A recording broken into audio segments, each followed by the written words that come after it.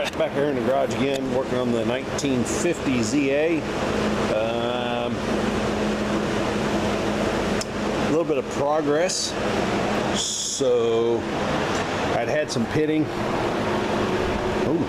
here on the head. They're up on the top where the manifold's set. You see I've started making some repairs. I'm going to try this out. We'll see how it works. It's JB Weld Extreme Heat Temperature Resistant Metallic Repair Paste. It's supposed to be good for like 1,000 degrees Fahrenheit continuous. So I've got a layer of that built up. There was some pretty severe pitting going on. We'll get that all cleaned up real nice. Side plate is off. Oh boy, I won't be able to see this because it's dark down in there. Yeah, I'm gonna get a light. I don't know if I got a light out here or not. Anyway, there's some sludge down in there. I did manage to get. Where did I go with them? Over here. I did find both of the keepers for the one valve. Hey, look, there's a light. There's a light down in there. That kind of shows up. There is some sludge down in there. Not as bad as what was in Grandpa's R. Not bad at all. I got the oil pump off. And it's just a gear fell out. It's just a gear pump. There's one gear here that's just an idler. Try not to get that crap down in there. There's another gear here that's the driven gear. It just bolts up under there. There's also let's go around the other side. Well, we don't. Maybe we should. So maybe. Right down in there is the oil pickup. There's a screen that goes over that. But anyway, that's the oil pickup. Try to keep you focused. Right. That little lip thing right there, that's where the oil goes back into there. And then that's a casting that curves and goes back into underneath all that mess. Go around here, go around here, go around here. So we're coming over here on the other side. That casting and all that is over here, and there's a passage that goes through the oil pan crankcase casting. It comes out here. There's a pipe plug that goes in these two ports here. On Grandpa's R, this port was completely plugged, and that's what actually, so that goes through there. Let me get up in there, and that's where it lets the oil. Let's see. Where's my finger? There we go. Oil drops down out of that hole right there into the pump.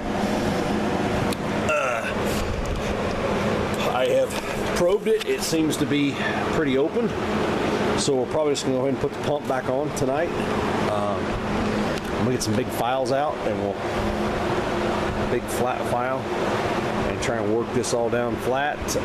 While I had it out, the manifold that I'm working on for the ZB, I put some on that to fill in the pits on that as well.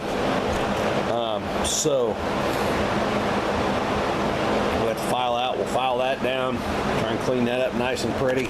Get that cleaned up nice and pretty. I'll put the oil pump back on tonight. Here's the screen that goes over that oil pickup. It's kind of sludgy and stuff, and it's got a freaking hole in it. What my plan is, take my portable pressure washer. I may have to run to the local gas station, fill that bad boy up with some more diesel fuel. Get my catch tub under there, and we'll wash all that sludge out best we can. I do need to find one. So we got these. Show up. We got these clips that go over the heads of the rod bolts that catch these little shoulders on the bearing cap, and then they get the solder pin through there to hold it. This one is actually missing one ear, so it's not 100% effective and everything's kind of loose. So I need to find one of those. I may have one. If not, I need 2 more of those bolts, and when I go to my buddies to pick up bolts, I'll see if I can pick up a couple of those. So the old valve, she's moving pretty free in there still. Yeah, it's even without lubrication.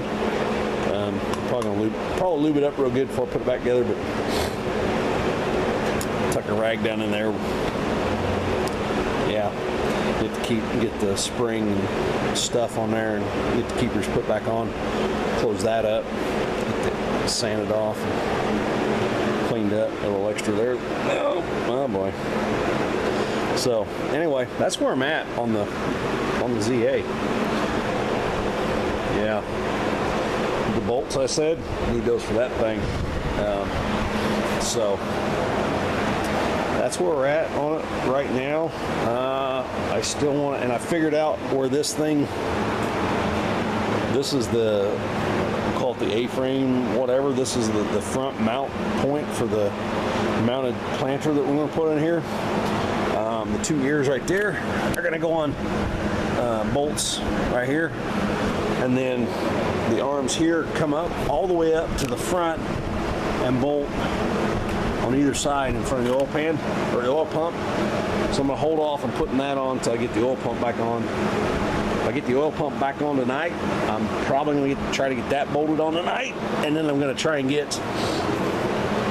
let's go right here. I'm going to try to get these cultivator lift brackets off the rock shaft and get the corn planter lift brackets on. I really wish I had 2 more square-headed nuts and bolts. That might be a trip to Fastenal tomorrow to see if I can get those, because I think it would look better. Get those on, and then yeah, there wasn't a whole lot of hydraulic fluid in the system when I took the side plate off, so we'll definitely have to get some hydraulic fluid in that reservoir. It did look like what little there was, it seemed like the cylinder may have tried to move a little bit, so I'm hoping that all that works. I got to figure out what I'm going to do for alternator, generator. Or just not do anything, and you know, no more than it's going to run at the show. Just put the battery charger on it every night. So anyway, or whatever, they'll run a long time on just a battery. So that's where we're at on the old ZA. So anyway, I'm gonna get back after it and see if I can't get the oil pump back on and file down the stuff there. And anyway, yeah, I'll be back.